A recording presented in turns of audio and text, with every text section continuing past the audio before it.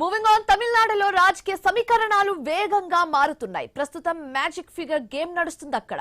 BJP, DMK, అన్నా DMK పార్టీలకు దూరంగా ఉండాలని ఎక్కువ సీట్లు సాధించిన టీవీకే పార్టీ అధినేత విజయ్ స్పష్టమైన నిర్ణయానికి రావడంతో రాజకీయం మరింత రంజుగా మారింది.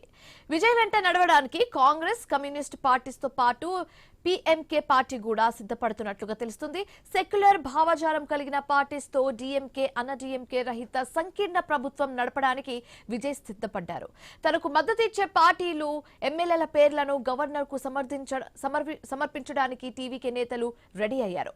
తమిళనాడు రాజకీయాల్లో విజయ్ పార్టీ ఘన విజయం సాధించడమే పెను సంచలనం అనుకుంటే దానికి మించిన షాకింగ్ పరిణామాలు ఇప్పుడు అక్కడ జరుగుతున్నాయి. దశాబ్దాల ద్రవిడ రాజకీయాలకు చెక్ పెడుతూ దళపతి విజయ్ తనదైన ముద్ర వేసుకున్నారు. హంగ్ అసెంబ్లీ ఏర్పడిన తరుణంలో మ్యాజిక్ ఫిగర్ సాధించేందుకు విజయ్ వేగంగా పావులు కదుపుతున్నారు. అటు డీఎంకే, ఇటు అన్నా డీఎంకే రెండింటికి సమదూరం పాటిస్తూ సెక్యులర్ శక్తులను ఏకం చేసే పనిలో పడ్డారు టీవీకే చీఫ్ విజయ్. కాంగ్రెస్, కమ్యూనిస్టులు, పీఎంకే మద్దతుతో తమిళనాడు గద్దె దిగేందుకు టీవీకే సిద్ధమైంది. తమిళనాడు గద్దె ఎక్కేందుకు కూడా టీవీకే సిద్ధమైంది. సో గవర్నర్ను కలిసి ఎమ్మెల్యేల జాబితా అందజేయబోతున్నారు TVK chief Vijay.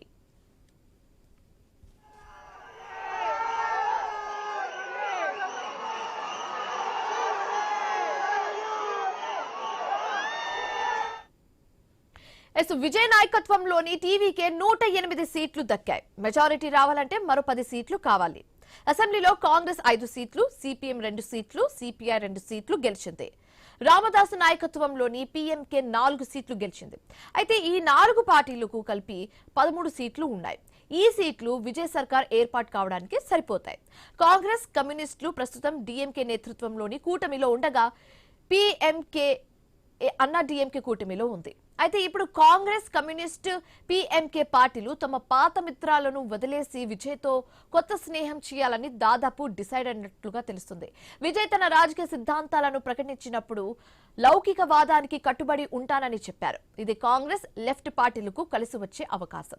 So Vijay కూడా మొదటి నుంచి బీజేపీ తనకు సైద్ధాంతిక శత్రువు అని, డీఎంకే, అన్నా డీఎంకే రాజకీయ శత్రువులని ప్రకటిస్తూ వస్తున్నారు. తమది సెక్యులర్ భావజాలం కలిగిన పార్టీ అని కూడా చెప్పుకొస్తున్నారు విజయ్.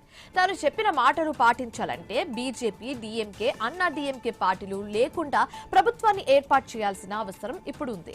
అయితే కాంగ్రెస్, కమ్యూనిస్టు, పీఎంకే పార్టీస్తో విజయ్ కు ఏ గొడవ లేదు. పైగా ఆ పార్టీలు సెక్యులర్ భావజాలం కలిగిన పార్టీలు. విజయ్ తన మిషన్ 118 పూర్తి చేయడానికి ఈ పార్టీస్ ను కలుపుకొని ఒక గ్రౌండ్ కమిటీ ఏర్పాటు చేసే దిశగా అడుగులు వేస్తున్నారు.